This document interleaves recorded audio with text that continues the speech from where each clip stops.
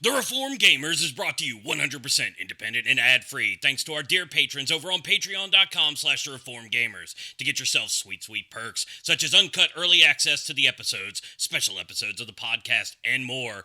Head on over to patreon.com/thereformgamers and consider lending support and joining the herd.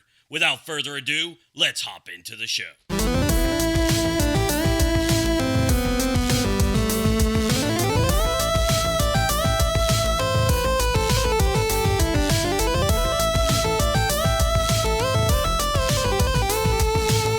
Hello and welcome, dear listeners, to episode 222 of The Reform Gamers, the show all about theology, video games, and playing games with your spouse. I'm your host, Logan, and joining me on this episode is actually my wife, Camilla. Say hello to the dear listeners. Why, hello. Hello indeed. Y'all probably, if you're a longtime listener, you have heard my wife before. She was on the episode where me and Adam had our wives on the show. Oh, that was way back. That was a while ago. But if you're a patron, me and my wife did an exclusive episode of Patch Notes where we talked about our gaming pet peeves. And so if you are a patron, you have hopefully listened to that episode and have enjoyed it. And so, yeah, for this episode, I'm going to be honest, I was kind of talking about this on the last episode about how we had went to visit my parents a few weeks ago at the beginning of July, and that kind of pushed a lot of the recording stuff back. It kind of messed a couple things up. Not that I'm apologizing for visiting my folks, but I just realized that, man, if I was a little more organized, then I could have kind of got some episodes out a little early to kind of make it a little bit easier. But as I was trying to get some episode ideas together and do some things together, I was like, wait a minute, why don't I have my wife on the show? Because we live together. Surprise, and just talk about how you are not really, would you really call yourself a gamer? I'm not trying to be mean. I just don't know how you would. I'm so offended. How could you? My bad. How dare I? Yeah. My bad. Well, I don't know. I guess you could call it like a casual gamer. Okay. Yeah, because you're not sitting there playing the Dark Souls games or any of that stuff. No, fair enough. When Horizon came out, I finished that. Yeah, you played that for a long time, for sure. Yeah. And then, I don't know, it's just like certain games that I'm interested in is when I'll actually play them. But if there's not anything like I'm super intrigued by, I will, just kind of play like random chill games here and there, but not necessarily like every day. Right. Unless it's Fall Guys, but we'll get to that here in just a little bit. And so, yeah, dear listeners, we are going to be talking about how me and my wife game together, how she got into video games and things like that, because every now and then we see this question pop up into the community. Someone will ask, how do I get my wife into video games? Or, what are some good co-op games that we could play together? And so I figured, why not do an episode on that? We've been doing this podcast for over 7 years now, and for some reason we don't have an episode dedicated to that. And so, again, 2022 is just the year that TRG, we're getting our stuff together and putting out episodes that we should have done already, but I think this will be good. So before we get into the show proper, just a little bit of housekeeping.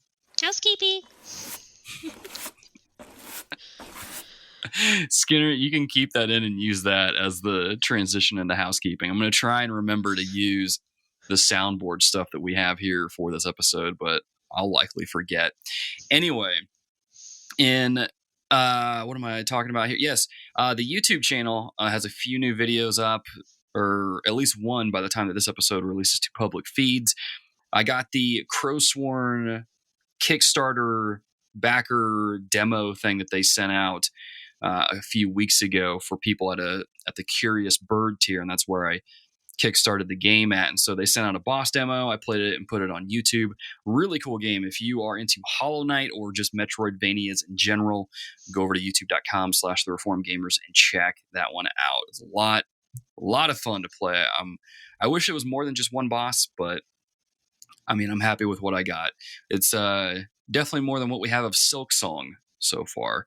I know some of our listeners are probably cringing at that and maybe crying a little bit, but we'll get through it together.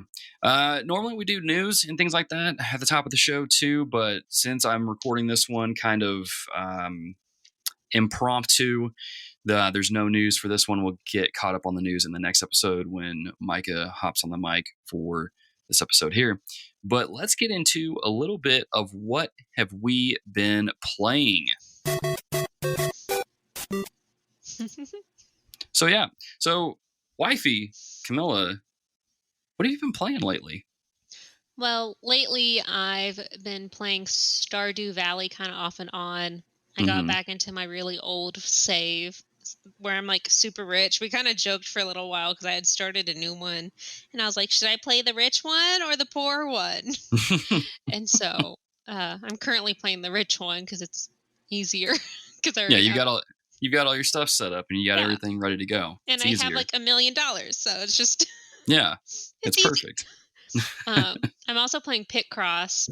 And then that's kind of like I don't know how to explain it, like a math picture puzzle game. I don't know. There's like a grid and numbers, and you have to decide like based off of the numbers and like the corresponding grid lines where the colored boxes go. Okay. Yeah, and it like creates a picture. I remember seeing you play this the other day. Like I just kind of glanced at what you were playing on your Switch, and I was like, this looks like Sudoku, but I wasn't 100% sure as to what it was you were playing. Yeah. And I don't know, I love it and I hate it because for some reason for this specific game, I don't want any like helps or hints. Mm-hmm. And if I have to get a help or a hint, I just like quit that save and then open up it. Like, I don't know. I have to do it by myself. I don't want any help from the game on how to figure out the picture. So I don't know. I got to a point where I've like figured out all the ones I can and I'm like stuck on everything else. No, I gotcha. That's because you're a strong, independent woman, right? You don't need no guides or hints or anything to finish it out. I'm sure you'll get it. Down with the patriarchy. Whoa. I'm kidding. Oh my gosh, that is where we just lost a bunch of listeners. Oh, it was just a joke. Oh, they know. Hopefully they do. I mean, I don't know. Reform people tend to not get jokes at all. So I don't know if anyone's ever noticed that, but no, y'all, she's joking. But let's talk a little bit, because this is going to be a good segue kind of over to what I've been playing here, is we've been playing Fall Guys.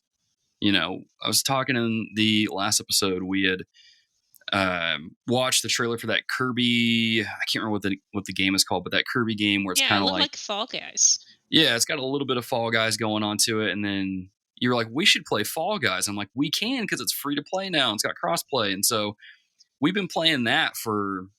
It seems like it's like a daily thing for us, you know. Yeah, we have our little Fall Guys session. Yeah, which has been well, I say it's been fun for 80% of the time, but you were better yesterday, but all the times before you would like rage. Let's not talk about that. Let's talk about your experience with Fall Guys. What do you think of this game? Well, it was really hard at first. Uh-huh.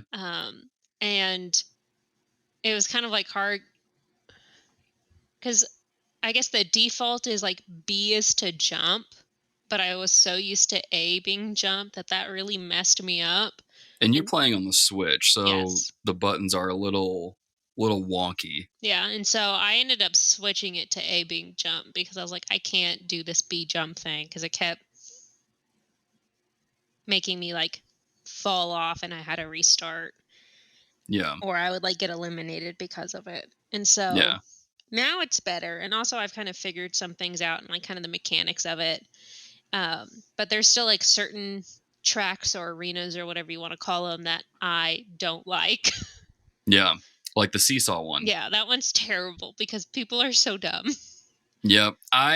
So this may not sound very Christian of me, but the seesaw track, kind of whatever you want to call it, is probably the one game in Fall Guys that just makes me despise people because I don't know. To me, it seems like every time we play that one, everyone in there just does not understand how seesaws work. And so everyone just jumps on the part of the seesaw that's like dipping down, knocking everybody off. And it's like, what are you doing? And they keep jumping, even though it's like almost completely vertical. And I'm like, stop jumping on it. It's just, it's literally, it's the game. It's the one game in there that will test like both your patience and your perseverance. As a Christian or just even as a person, it's and really I feel like awful. on that one you have to get really lucky with like that little random like wave of people that you're with. Yeah, because I've gotten lucky a couple times where they kind of like worked with you, and so like we all saw that it was going down on one side, so we all ran to the other side to try to even it out. And I would be able to get through on it, but like sometimes you just get hammered with the people who just do not understand physics or any sort of gravity thing at all. Yep. And it's really bad too, like when you go to jump, because you have these people out there. People told me that this was a legit strategy. I think this is just people being jerks. You know, completely depraved, being jerks. Like I'll go to jump and someone will grab me and then it throws my jump off and then I fall off and it's like, why would you do that? And it's the worst when you're like at the end of the checkpoint. Yeah. And then you miss it and you have to go all the way back. And it's terrible. Yeah, no, it's a game that will definitely test your sanctification. But Logan, I'm going to have to keep you accountable, you know, because that's what, you know, wives are called to do. I've seen you. I've witnessed you holding people. No. Yes. No. And I've called you out on it. Hey, the Bible also says you're not supposed to like make up false stories and things like that. I feel like there's video evidence. I'm sure there is. I'm sure one of the Xbox clips I saved has me doing that to someone. Yeah. To be fair though, someone else was trying to grab me during the like spinny, like it has the two like pole things that spins around the circular disc, and someone was trying to grab me and mess up my jump, so I just went right after them. And I mean, that's what they get. I will also say, I had told you like because we were playing. I don't think it was duos, but we were just playing a game together. And it was that spinny one where you have to jump. And someone had held me to where I got knocked by the bottom pole and it eliminated me. And I told you, like, it was that guy. And then you went and pushed him. Yep. I got him out. I eliminated him. It was kind of like that husband justice or whatever you want to call it. That's what I do. I protect my wife's honor and I don't let anybody treat my wife like that in a video game. It's not going to happen. Yeah. It's not going to happen. But yeah, no, it's I would say obviously we both think it's fun. We've been playing it for pretty much every day for the last like 4 or 5 days now. Right. So I will say, you know, because you brought it up a little bit and I mentioned it at the top when we were talking about it, that 80% of the time this game is fun. And I'll admit this game has kind of brought out some ugly emotions in me sometimes where I'm just like, man, I should probably not play this anymore. Yeah, like that time we were playing that group one with like the tails or something, or the batteries. I think it was the batteries. And you're like, oh my gosh, our team is terrible. And you're like yelling the whole time. And then I was like, hey, we qualified. And you're like, what? And I was like, yeah, you were yelling about the wrong color the whole time. Yeah, I thought we were on the blue team, but we were actually the yellow team and we were up by 200 points. So I just looked. See, it's just another one of those things where it's like the last time we played Call of Duty with some friends in Fort Worth. And I was just losing it and being like, what are they shooting me with? And you were like, bullets. And then all my friends were making fun of me. They're like, dude, you need to chill out. Like, this is why we're losing, is because you're terrible. It was so funny. That's just kind of part of the course. You'd think I'd learn a thing or two, but no, I think it's just like your brain just shuts off and you just find something to be mad about. Yep. That's exactly it. So I need to be mad about something. And unfortunately, it's the people that play Fall Guys with us. Or I should say the randos, because Michael listens to this podcast. I don't want him to think I'm mad at him for not doing well on the lily pads. I should just stop talking at this point. I'm not trying to like shame him. Anyway, Fall Guys has been a lot of fun. I want to do a sort of like Fall Guys Fridays with the community, just to get a group of people who listen to the podcast, people in the community, to get together to play this game. Because it has been. It's funny. I mentioned this to Micah that I played this game when it originally came out on the PlayStation. I think it came out with PS Plus, and I played a few rounds of it. And I was like, yeah, this is cool, whatever. And then I stopped playing. But now it's like, no, I got to go in and get my daily challenges done. I got to try and get some unlockables. I got to see what they updated the store with, if there's anything good. And it's like, I don't know what happened. This game has got its hooks in me. It's because you're playing with me. I think that's really what it is. Since they went free to play and I'm able to play it on like Xbox or PlayStation, you can play on your Switch and we can play together. That's a huge game changer. If more games did that, I think we would definitely play those more regularly than what they currently have for most games. But I came in clutch a couple times and helped you on the hexagon. Yeah, because we won our first duos game the other day, and a large part of that was because you had cleared out a lot of the hexagons and the different layers, so that when people fell, if they fell like in the circle area or anywhere around that, they would just go straight through to the next level. Like you were clutch doing that, and then it allowed me to just kind of hop around and because I was like, stay on the outside. Yep. And so it was fun, man. It was fun. It was a lot of fun. That was probably my favorite series of Fall Guys games that we played was when we won that duos game. That was a lot of fun. And then I think we also won our first squads that the same day, because I got it was the soccer one and I got the ball in. We did, yeah, because you knocked that in and scored the goal that won it. That's right, yeah. So it's just it's a cool game. I am really glad we decided to play it, because it's been a lot of fun to be able to play that together. I'm seeing the hand thing bopping up and down. I don't know if you... Oh, I meant to hit the mute button. Oh. I'm going to drink. Fair enough. For those who aren't aware, we're using Zencaster, and there's a hand button that you can click that will let the speaker know that you have something to add. And so but it's actually the opposite. But they're right next to each other. Yeah, they are kind of close to each other. But anyway. No, it's fine. So yeah, Fall Guys is really good. The other game I've been playing is one that I'm going to review for the YouTube channel, which is Lost Odyssey, the 2008 JRPG. That is a Xbox 360 exclusive, developed by Mistwalker Studios.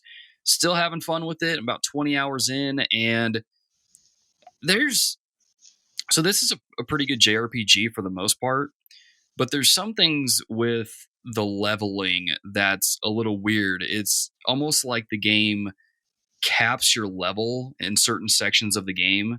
So like in other JRPGs, Persona, Shin Megami Tensei, Chrono Trigger, you can go around and get into fights and grind out experience to level up your characters, so that way you can be over leveled for the next section. But this game doesn't really let you do that, because you'll try to grind out a certain section, and then pretty soon you will be gaining levels, and then all of a sudden the XP you get is either 1 or 2 points or none at all, and so it just caps you.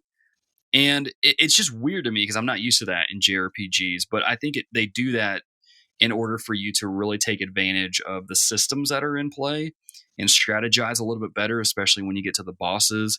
And so I kind of get why they did it, but at the same time, I mean, here we are in 2022, and I've played all these other JRPGs that have, different mechanics, and it was a little jarring. But other than that, the story is great. The characters are interesting, and it's been a lot of fun to kind of go back and play this game. I haven't actually finished it.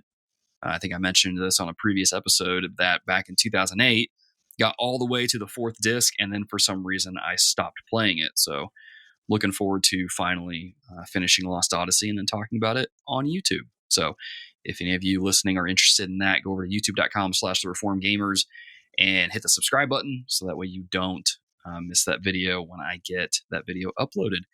But before we get into the topic of the show, just want to leave a quick reminder to share this episode, to like this episode if you're listening to it on YouTube or listening to it on iTunes or anything like that. Share it around, let people know about it, because that helps the show kind of get boosted in the algorithm for podcasts and YouTube as well. But yeah, so this has been a topic that has come up in the community several times over the years. And we haven't really done an episode on it per se, but we've talked about it with people in the group and the Discord on Twitter and those kinds of things. And we might have discussed it a little bit on the episode that you were on, Camilla, like last year or 2 years ago. But we haven't really dedicated an entire episode to talking about, if you're dating someone or married to someone that isn't into games, how do you get them into gaming? Mm-hmm. And so I think we're going to tackle that. We're going to tackle that now. But I think probably what people are most curious in, at least right off the bat, is what has been your experience with video games? Have you always played them? Did you start playing them when you met me? Or, kind of talk about that a little bit. Okay. So when I was younger, I grew up as an only child. And so I think I had the Nintendo 64 and I would play Crash. No, what was it? Banjo-Kazooie? Yes. I was like, you know which one I'm talking about. It's not Yeah. Crash. It's, the one with the bird and the bear. Mm-hmm. And like the witch. I remember vividly the witch being in it. Oh, yeah. And I would just kind of like play around on that. But like I never got far, or like I don't even remember how far I got. And, I had a friend who had a lot of brothers and they played Halo. So I remember like I would go over to her house a little bit. We played Halo together. I had another friend who had a PlayStation and she had Frogger on it. So whenever I went to her house, we would kind of play Frogger back and forth. And that's just kind of like the extent of it. I never really got really deep into gaming. I had a Game Boy and I had like that Bugs Bunny game and I'm like still kind of obsessed with it. And it because I talk about it all the time. Like part of me wishes I could play it again because I remember like when we went to grocery stores or we went on trips, and even when it was like dark outside and we were in the car, I would just kind of like wait for the street light so I could see just enough to keep going. But yeah, that brings back some memories. So I was just thinking of playing a Game Boy and waiting for like trying to get some like good lighting so you can see the screen. And so I remember doing that with like that Bugs Bunny game, or like I have no idea what it's called. It's like Looney Tunes, and you play as Bugs Bunny, I'm pretty sure, and you're trying to get to the next door. Like you have to get a key to get in the door. We'll have to see if we can track it down on like eBay or a retro game store over in Lubbock or something, and see if we can find that. And so, sorry, what?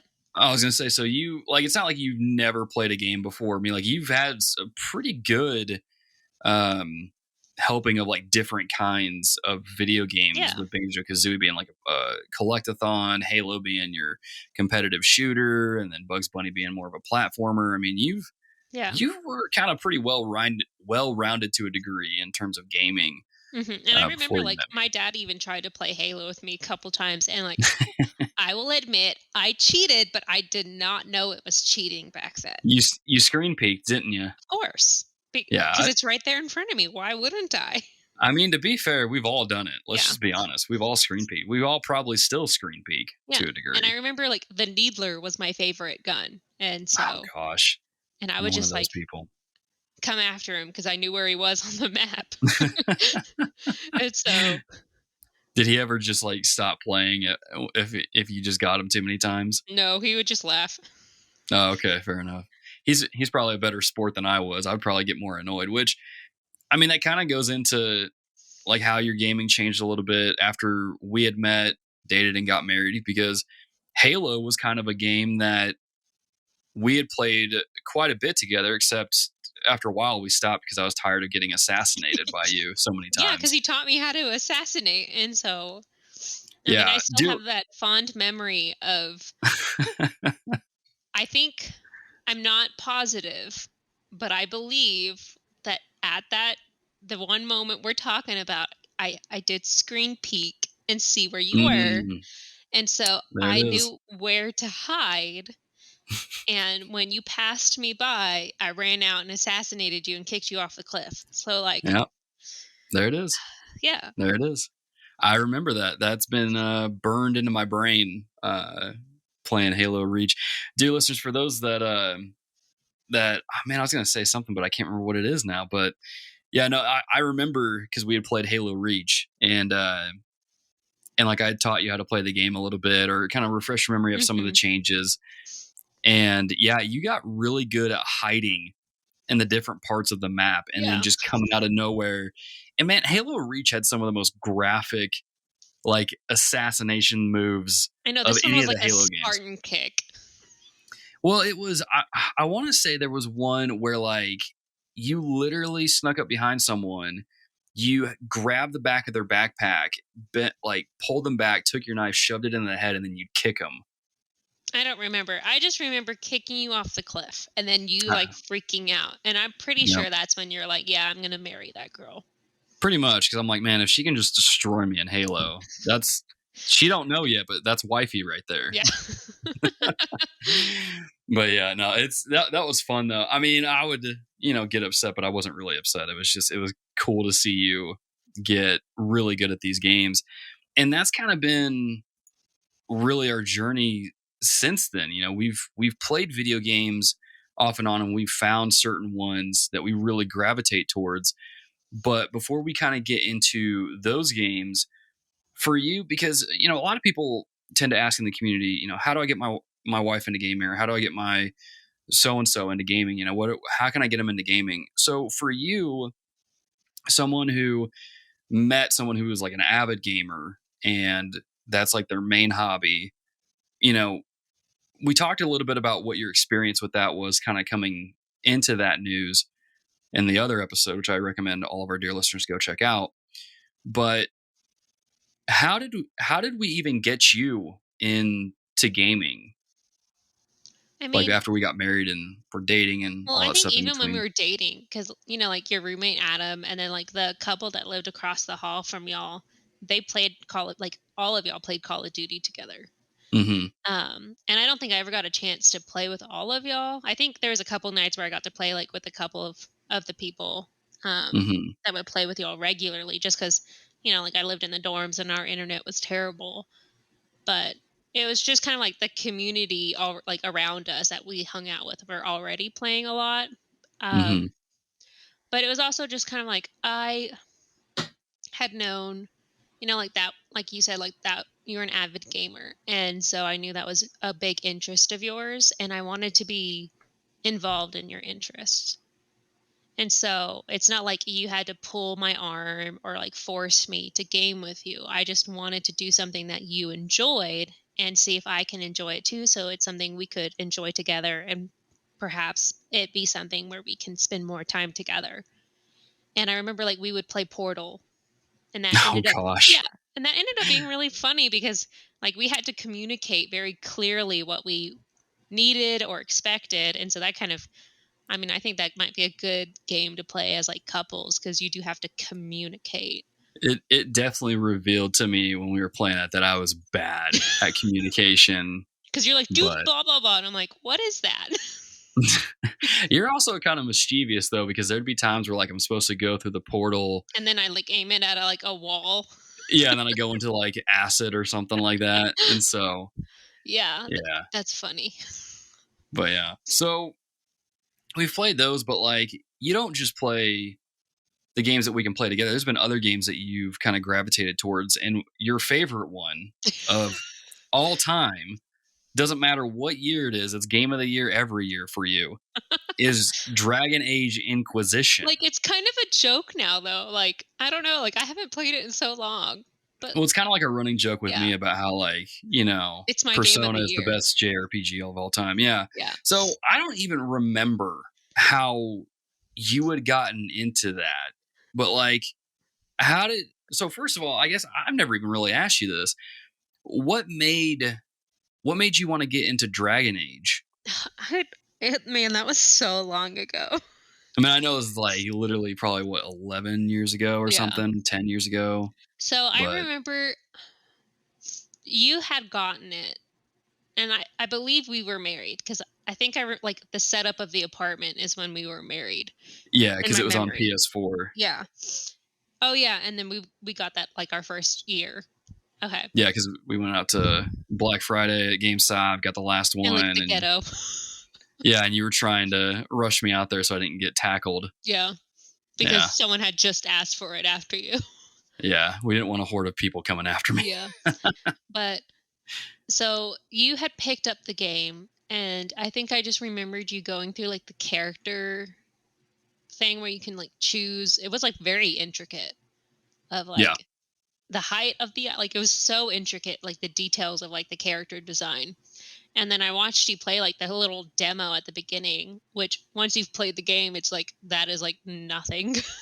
Mm-hmm. But I just remember being like intrigued by the storyline. Like I think I watched you play a couple hours of it, and I was just in, because it's fantasy, and that's something that I've always been interested in. Like when I read books, it's typically fantasy. Like that's one of the main genres that I read. Same with like TV shows or movies. I just am more geared towards that genre. Because I like the magical, and like I just kind of like, that's just what I like. And so I was just interested in it, and I remember I think I like had asked you, hey, do you think I could like make a save or whatever it was, and you helped me like set up my own like PlayStation account or whatever so I could have a save on mine. And I started playing it, and I ended up like falling in love with the game. It was my first RPG that I ever played, and it's the first game I ever finished. And I don't know, it's just a lot of fun for me. Like the choices, I think it was, you kind of choose your own adventure sort of thing. Like it's not a set path. You could play like as the villain or as like a good person. You can help people. Like you chose what you wanted to do, and I liked that. Yeah, it was funny because there'd be times I'd come home from work or class or something, and you would have, either been home from work or class or something for a while, and you'd be on the PlayStation playing it. And I'm just like, can I get some time with the PlayStation? But you would keep playing it. But it was always cool to kind of see you get into that game, because that was, like you had mentioned, fantasy is your wheelhouse in terms of genres. You're one of the like 2 or 3 people that convinced me to read Stormlight Archive after years and years of begging. But yeah, I remember you getting super into that game. And I mean, to be fair, I was going to say, like, you've played through it multiple times, but part of that is my fault because like I kept deleting or reformatting the hard drive or something. And it would delete my save. Yeah, I don't even remember exactly all that I did. I just remember that there was one time I think I upgraded the hard drive space. Yeah, and then on like the PlayStation. That was like the first time or something, and it deleted my save, and I almost quit. Yeah, because like it didn't upload it to the cloud or something, because like we didn't have you on PS Plus at the time, and so we couldn't get your save back. And I had played like 30 hours. And I just remember I was like, I think I started crying, and I was like, I'm done. I'm not playing that same bit again. And then you graciously volunteered to catch me up. Yeah. I was like, nah, you just make your character and I'll play through those 30 hours for you and get you caught up. And then you did catch me up, and then I was playing again, and I wasn't done yet, and then we moved. And I remember that's what it was. You moved it to an external hard drive, and you were very specific. Right. Like it has to be flat. You can't shake it around. Like we have to take care of this hard drive. And I remember seeing your aunt pick it up and hold it vertically because she's like started talking, and I just looked at you and I'm like, oh my gosh, it's gonna get deleted again. Yeah. And I think actually it did get corrupted at one point. But I think it ended up being okay. Like I don't think I lost too much. Oh, I thought it did get... Well, maybe I'm thinking of something else. But yeah. So that was my bad right there. But so part of the Dragon Age kind of being one of your favorite games, really your favorite game every year, is, it was in your wheelhouse. You were already into the fantasy genre of books and just really kind of anything. And now here you have a game that is catered to or built in that genre. Mm-hmm. And so that just kind of went right along with what you were already interested in. But Dragon Age wasn't really the only game that you got hooked on. You also got hooked on Tomb Raider. Oh yeah, I love Tomb Raider. And you also got hooked on Horizon. Mm-hmm. So what is it about those two games that kind of got you interested in playing those? Let's start with Tomb Raider. I feel like with Tomb Raider, you told me to give it a try because I think you Mm-hmm. said you thought I would like it. Mm-hmm. And so, and I think I'm trying to remember which one was the first one I played. I'm pretty sure it was the reboot one that was like the start of the new trilogy thing. The one on the island. Yeah, the one on the island. That's what I'm thinking. But I remember like I had watched you play it and I was like, this is way too hard. Because I like at first I would like panic and my hands would just go crazy and I like I don't know, lost all motor function. Yeah. And couldn't do anything. But you helped me with like the setting it up on easy and like casual, and you kind of explained how like you can choose the difficulty, and so that helped a lot. And I really liked the story, and it's the puzzles. Like I love puzzles. Yeah. And like investigating and trying to figure things out and like guessing stuff. And so that had a lot of that too. And I kind of like the lore behind it, like, because it's just kind of like you're trying to figure it out. Right. And you're investigating. And so I really enjoyed that. And, you know, like she found herself in some like really sticky situations, but she like got out and it just like, I don't know, it felt cool being able to like do that action stuff. Because with Dragon Age, I did like I did a lot of things that were like long ranged. Okay, yeah. So I was very kind of like removed from like the direct combat. But with Tomb Raider, you know, you got to get a lot closer. And so that aspect of it freaked me out at first. But, you know, I slowly started getting used to it and liking it more. I do prefer the bow and arrow whenever that's the option. I typically go like that and more stealth route rather than like run in guns blazing like you do. And like yeah, I just kind of go in. I'm like, I don't care. I've got this. I know, and like we joke about that because like when we watched each other play, you know, like that and Horizon, we see the huge difference of like how we go through each of those sections or like areas where you do like go up against enemies. Like I always do the stealth where I like sneak around the sides and try to like take everyone out without anyone noticing, and you're just like, oh. Yeah, I'm pretty much just like cowabunga it is then. Just hop right in and start going to town. And so, but I just started really enjoying that. And so I like played the other two, and I remember getting super excited for the third one because I had like guessed at the end of the second that they were going to go to like Mexico or like Central America. So that was exciting when they did. I didn't end up liking the third as much as I hoped. The second one I think is my favorite, and I think I've played it a couple times. Yeah. But and like I've like upped the difficulty, but I don't know. I just enjoy the character and like the storytelling of really the second one a lot. And I don't know. I ended up really liking using the bow and arrow feature. Like I started getting really good at that, like the precise stealth of that. Yeah. And it helps that it's like it feels good to use too. Like it's not clunky, it's not cumbersome. Like it's like it feels the way that it should. Yeah. In my opinion. And so, I was super. Oh, sorry. I was going to say that I was just super stoked that you enjoyed that series because that was a series that I grew up on. Granted, it was a different Lara than the one that we have now, and I'm sure people are probably making assumptions. But I genuinely like the puzzles. I like the gameplay of the original games and thought it was cool because I hadn't played anything like that.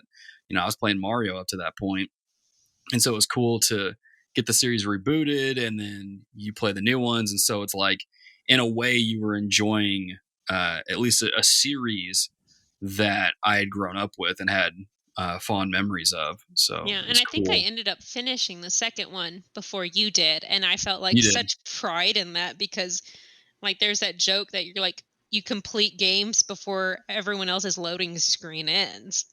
Oh yeah, I get the platinum trophy before everybody gets past the loading screen. And yeah, so, that's not so true anymore. But but at the time, that's what it was. Yeah. Yeah.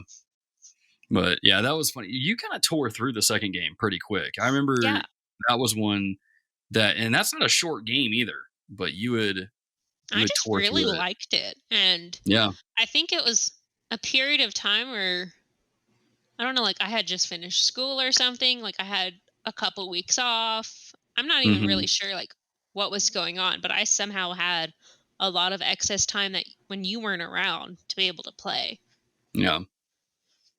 But yeah, so that was fun though to kind of see you enjoy that and play that. So really kind of, I mean, so I guess what kind of games do you gravitate towards then? I mean, I know at first, like, I made fun of you for like the Stardew Valley games because I was like, oh, those are like Uh-huh. little kid games, like. Uh-huh. But I don't even know why I tried it, but I kind of like I like the chillness of it. But to me, I have moods. Like I have a mood that I want to play something more challenging. Right. So I would do that, or I would just like my chill mood is like Picross or Stardew, Mm-hmm. and then I don't know. I really just wait for like games that I'm interested in to come out, and then I want to play them. Right. So like when Horizon came out earlier, it kind of worked out because that other game came out that you wanted to play. Yeah, Elden Ring. Yeah, and so you played that while I got to play Horizon, and like I know I'm looking forward to the Harry Potter game, like the Hogwarts Legacy, Mm-hmm. which I still don't think has a launch date. No, it doesn't. It just says holiday 2022. Yeah, which I'm not too sure that it's going to come out then. Yeah. But, yeah. I think that's what a lot of us are thinking now. It's going to get pushed back to next year. But I'm hopeful. It looks good. The stuff that has come out has made me hopeful that it's going to be good. Yeah. And then I don't even know like what else is.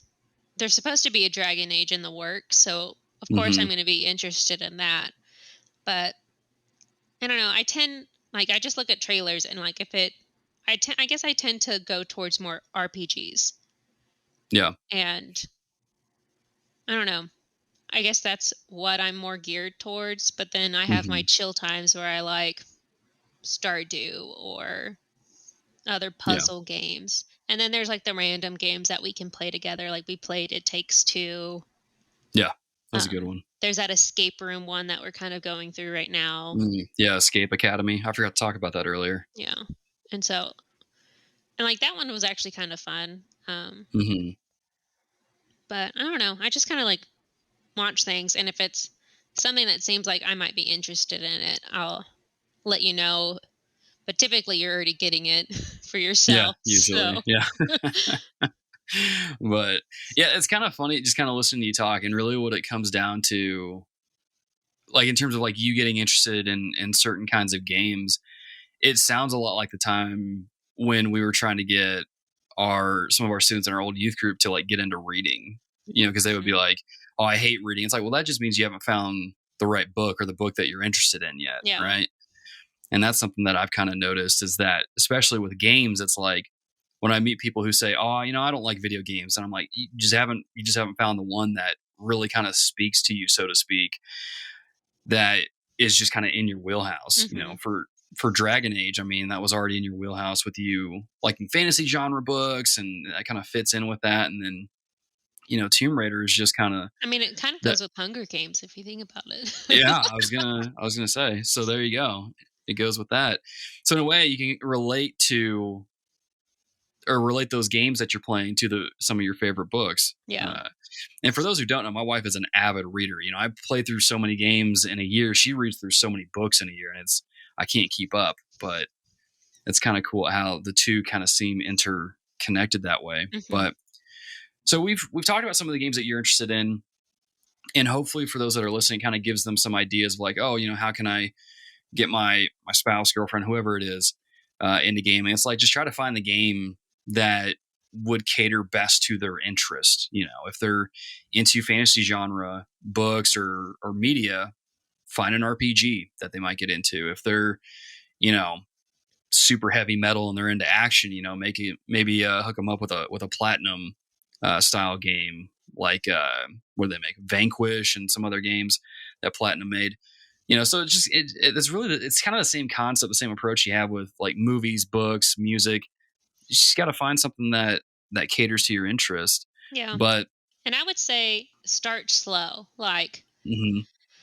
maybe, because I know some other couples where like the husband games more primarily than the wife, and Mm-hmm. she said like there's one girl that I know that she says that she's perfectly content with just being like the couch buddy, where like Yeah. he plays and she watches, and she loves that. Like, she loves watching the story fold out, and I guess they like might talk about like some of the decisions if those come up, like what they should Mm-hmm. pick, because like to her it's just so overwhelming with all the buttons and the two sticks, like the thumbs. Yeah. I forgot what they're Yeah. called, but the thumbsticks. Mm-hmm. And so, No, that's it. oh, okay. And so like that works. And I know when, what was it called? Until Dawn first came out, Oh yeah. we played that. And we did like, we passed the controller, like we picked characters, and it was before they Mm-hmm. even like did that, like part of their Yeah. game. Yeah, it was before they had that feature where you would select which character goes to which player that they have now. Yeah. And I think we just decided, like, I played the girl characters and you played the boy Yeah. characters, but like there were portions, because like what I said, like when things got really actiony or tough, my fingers panicked. And so like when there was any Mm-hmm. of those, oh, what are they called again? I just forgot. Quick time events. Yes, the quick time events. Whenever those came up, I would fail because I just panicked and I forgot Yeah. what button was what. And so, for me, I was most comfortable with when that came up, I paused it and I gave you the Mm-hmm. controller, and you would go through the quick time events for me, and then I would play again. Mm-hmm. And so, like just do what she's comfortable with. And, like if stuff like that stresses her out, like offer to be like, hey, I can do these hard parts if you want to play like the more relaxed ones. Yeah. Or even just, and something that I love that you brought up is kind of being okay with, your significant other, whoever it is, friend, whoever, be okay with them being a couch gamer, whatever it is. Yeah. Backseat gamer. Maybe not a backseat gamer, because that's the kind of person where you're like is shouting at you like you need to use the cluster bomb or whatever. I know, that's why I said a couch buddy. That's better. We'll use couch buddy. We'll coin that term. Be a couch buddy. Yeah, don't be a backseat gamer. That's that's bad.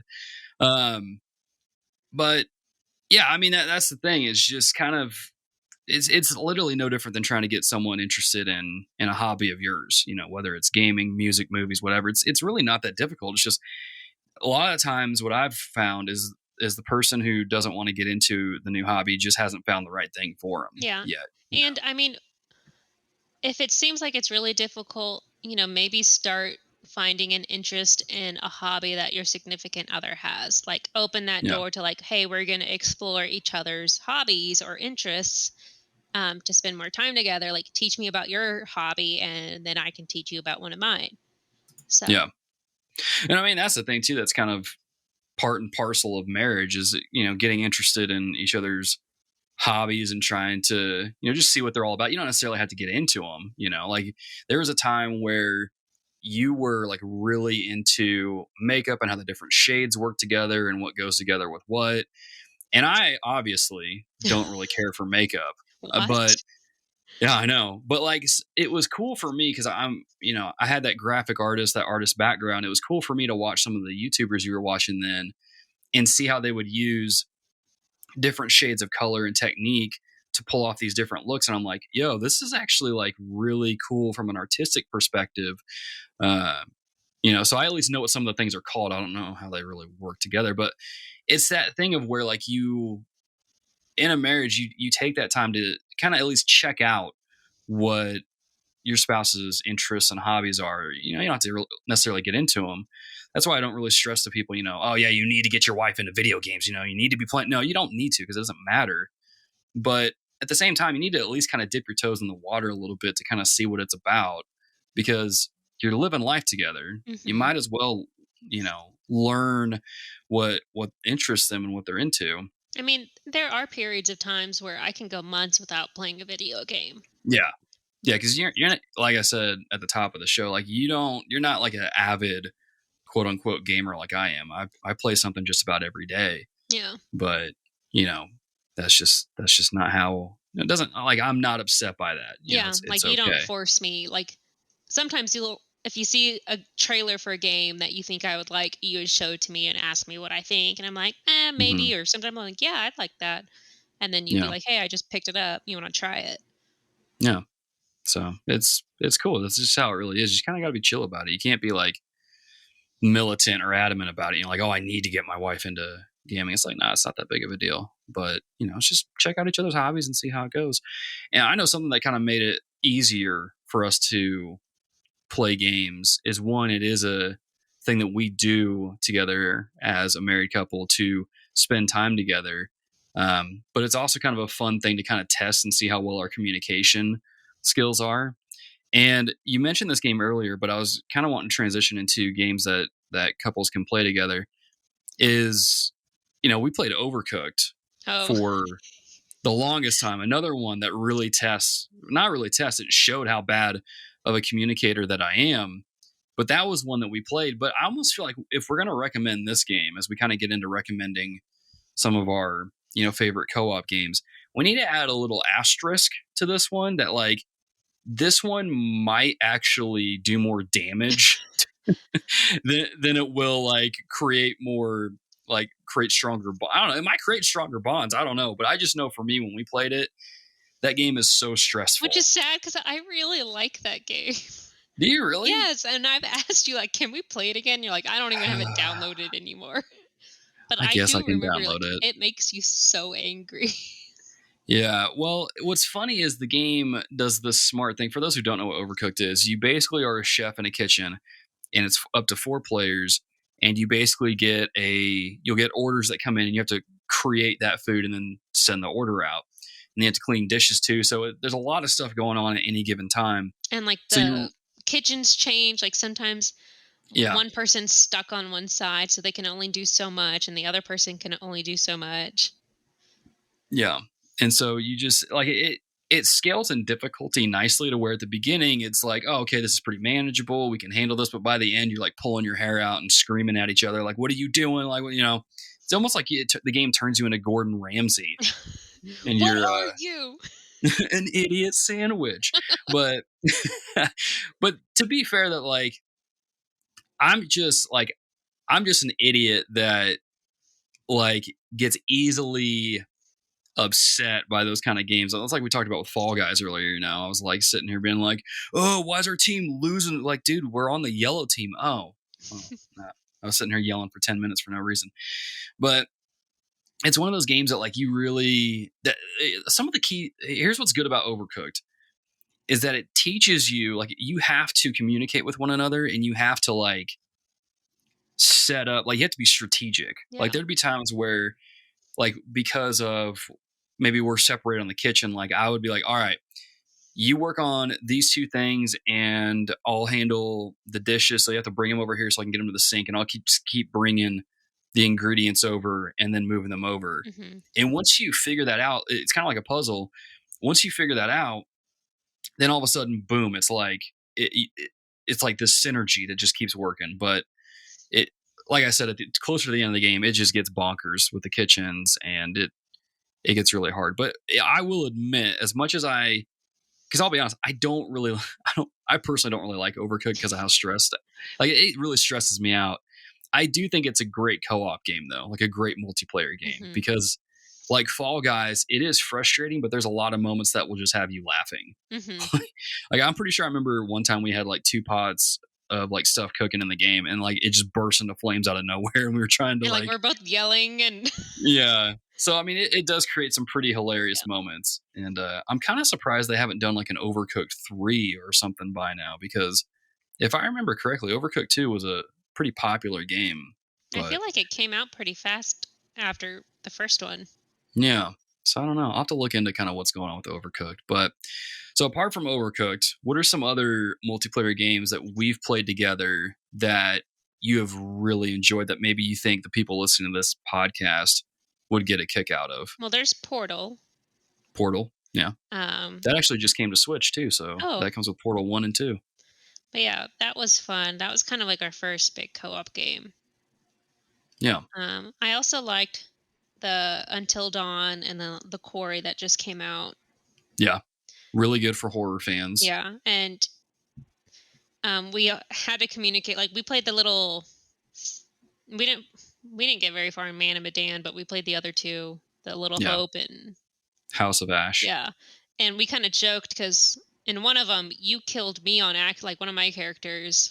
Yeah. And I had told you, don't do it, and like you did something, and then it caused my character to die. And then in the next game, it was like reversed, where I ended up doing something. So that was kind of funny. You got me back. Yeah, but we also like had to communicate like what we thought, and we like had to put what our like inferences were about like what was going on and like what we think we should do.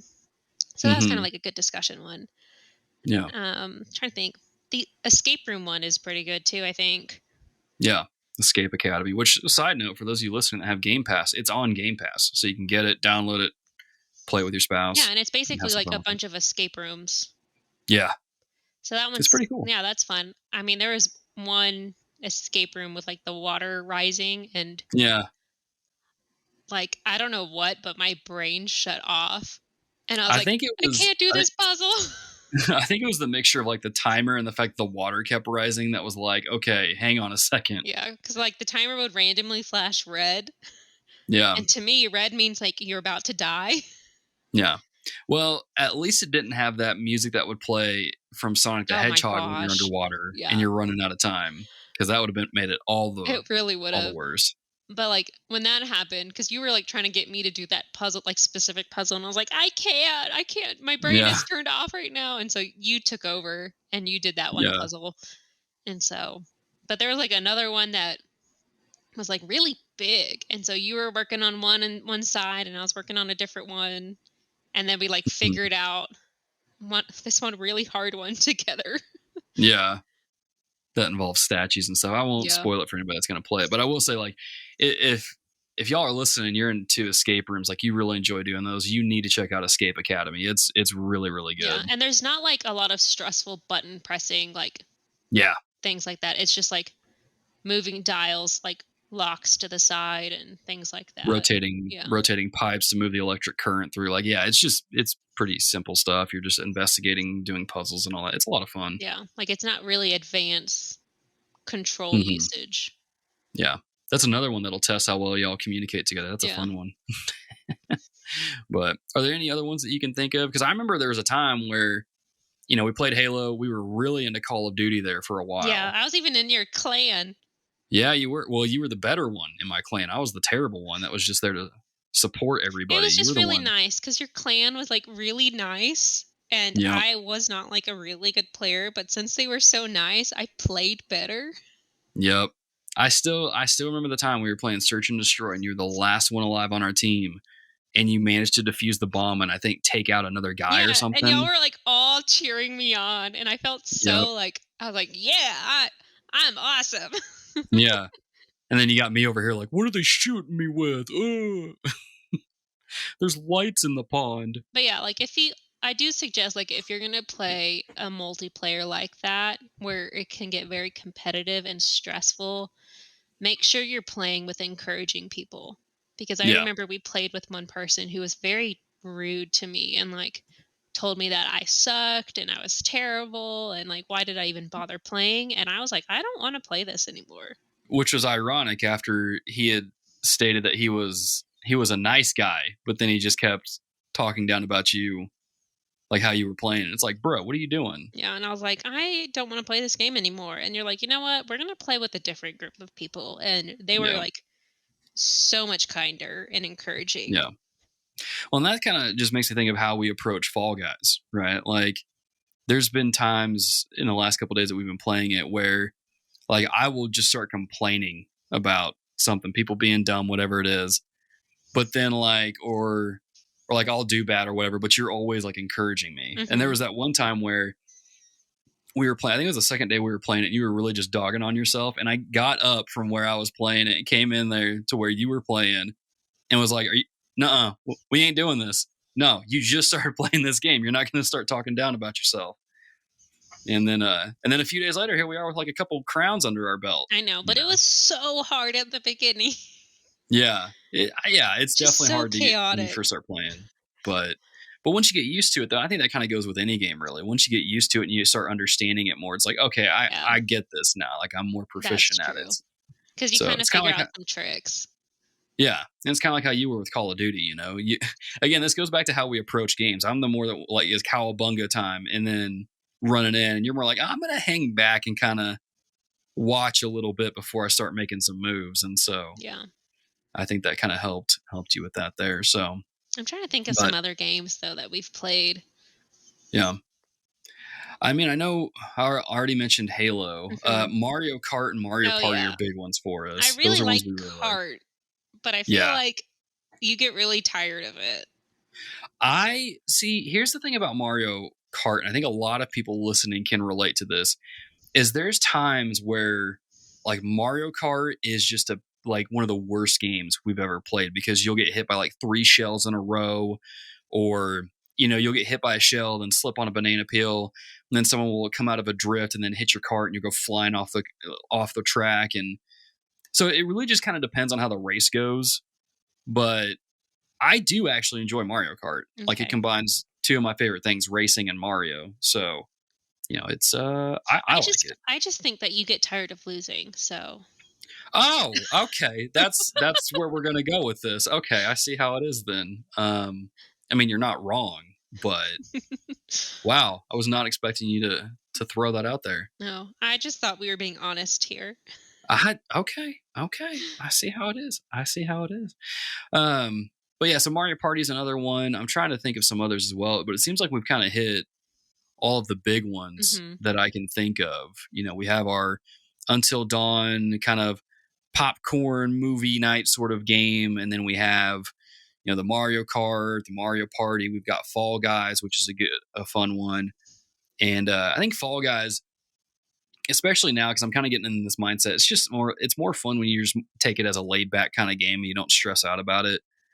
And so you have that, but then you've got the other games like Portal, Overcooked, games that require communication. And so I think what would be really interesting is to pass this off to the listeners and have them share some of their favorite multiplayer games with us that they play, whether it's with friends or their spouses. I think that would be a lot of fun. Just to kind of see we might find some new ones.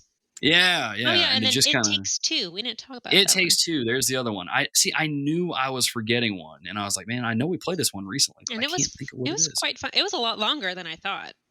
Yeah, it was about like an 8-10 hour long game or something. It was pretty fun. Yeah, and that was actually a game that we both got the platinum trophy. Yeah, that was my first platinum. That was your first platinum. Yeah. So that was a good time. That was a good time. But dear listeners, I mean, you share some of your favorite games with us as well, and we haven't even gotten into tabletop games, but we'll save that one for another episode, because that's something that we both enjoy doing and having some fun with. But yeah. So Camilla, is there anything else you want to add as maybe some closing thoughts on this topic of how to get your spouse into gaming? I mean, I guess just reiterate what I've said, like, take it slow, maybe find some common interest, play something kind of chill together. Like, if you know that y'all like escape rooms, the escape room one would be a really good one to start off with, because it's not kind of like high stakes.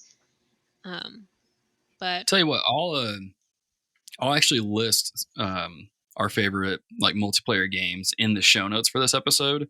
So if you're watching this on YouTube or listening to it on your podcast app, just go to the description box and I'll have a list of games in there that you can go look up. But yeah, I would just say, find their interest and just be encouraging and kind of like set them up for success. Yeah.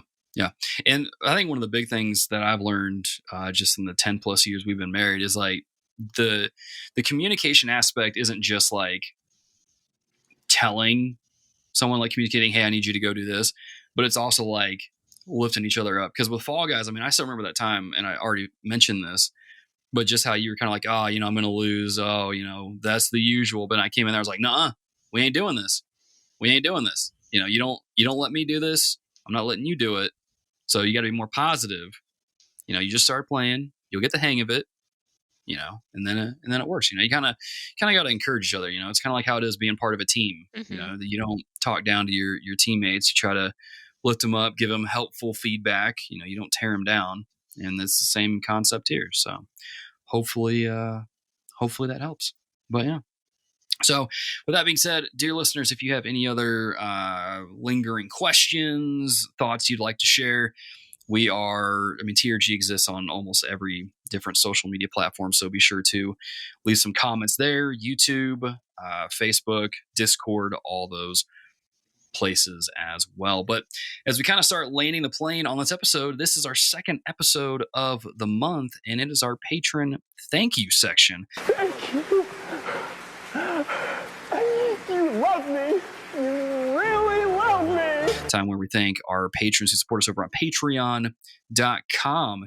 And those lovely supporters for the month of July are Aaron L. White, Alex Castellanos, Boulder, Brandon Buonacorsi, Chris Freeman, Christopher Commander, Daryl Tavares, David Henderson, David Matthews, Derek Smith, Jake Walker, Jeff Jackson Jr., Jimmy Chonga, John Hannon, Jonathan Harrison, Josh Broccolo, Clay Brandon, Kokoro Daki, Luke Strain, Matt Edwards, Matthew White Chocolate McDougal, Matthew Millsap, Melvin Benson V, Micah Hendrick, Michael Toller, Mr. Butts, Nate McKeever, Paige Penson, a Retro Rewind Podcast, Richard Marroquin, Ryan1701E, Sam White, Savone Pena, Sojourner, Third Strongest Mole, Travis, Vincent Yu, Wesley Ray, Xavier Medina, and Yuki Ali. Y'all, thank you for supporting us over on Patreon and allowing us to continue to do what we do here at TRG. But this episode wouldn't be a TRG episode without some Recos. If you have the means, I highly recommend picking one up. Babe, Yep. what's something you would recommend to our dear listeners that they should go check out? Well, like Logan said earlier, I am an avid reader. I am typically always reading at least one or two books. And I also do not like spending lots and lots of money. So, Whereas I definitely do. Yeah. And so I try to find kind of free ways to be able to pursue my hobbies. And so the app Libby, Libby, is a great app. If you have a local library card, you can put in your library card information on that app, and it opens up for free all the audio and ebooks that library has. And even if you have multiple library cards from multiple different libraries, you can put, I think, up to 5 in there. And so that opens up that library even more. And I've been able to read so many more books than I would have without that app. And it's been really nice. And so it's really because of that app that I've been able to read as much as I do. Yeah.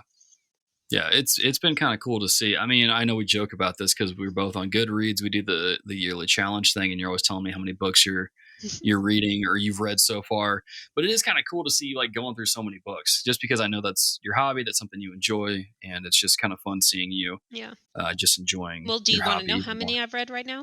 I was thinking about asking you, but yeah, go ahead and pull up your Goodreads and let's see kind of how many books you've read this year, because anytime I ask, I always have to brace myself a little bit because I know that it dwarfs the amount of books that I've read. And especially with all the games I've been playing this summer, I haven't read a whole lot. So yeah, well, I can only imagine. Been like burning through them as fast because I'm going through like the Wheel of Time right now. And that's a chunky book.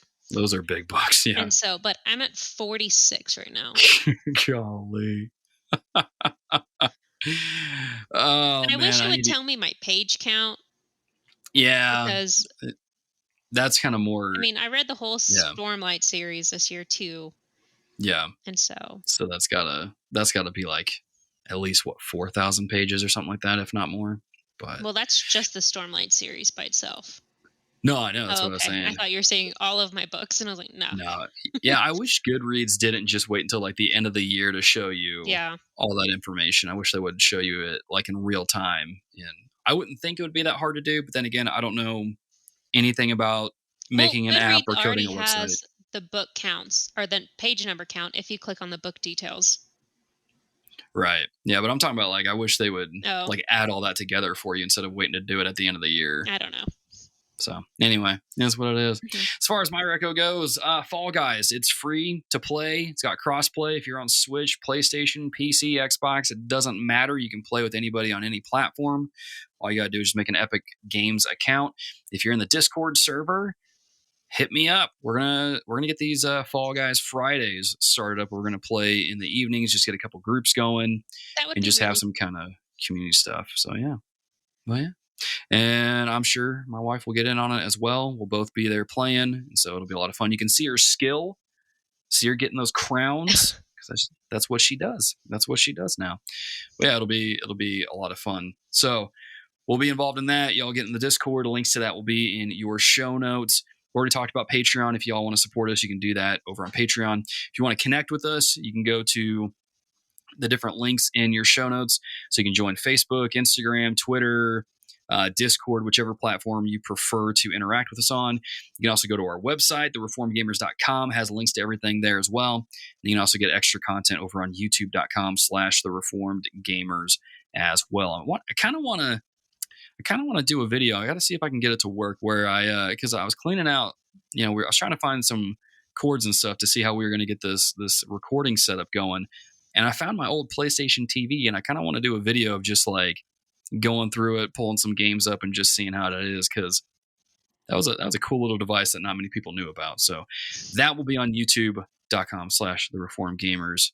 But yeah, that being said, wifey, it's a Fall Guys time. Let's get out of here and go play some Fall Guys. Okay. Get some more crowns. And yeah, with that being said, dear listeners, be a dear, keep it locked here. We'll see you in the next episode. Thanks for tuning in to this episode of The Reformed Gamers, the podcast all about theology and gaming. TRG is edited by Dear Ear Productions, so thank them for the buttery smooth tones in your ear. If you're looking for extra content, head on over to youtube.com/thereformedgamers. The Reformed Gamers is entirely fan-supported over on patreon.com/reformedgamers by our dear patrons. The following deer are at the producer level or higher and will forever be thanked at the end of each show, as long as their pledge comes through, or we forget to update the audio. Those people are Mr. Butts, Richard Moroccan, and Wesley Ray. Thank you for your support on patreon.com, keeping our controllers charged, and supporting Logan in his never-ending quest to collect them all. Platinum trophies, that is. So be a deer and keep it locked here. Keep listening. We'll catch you later.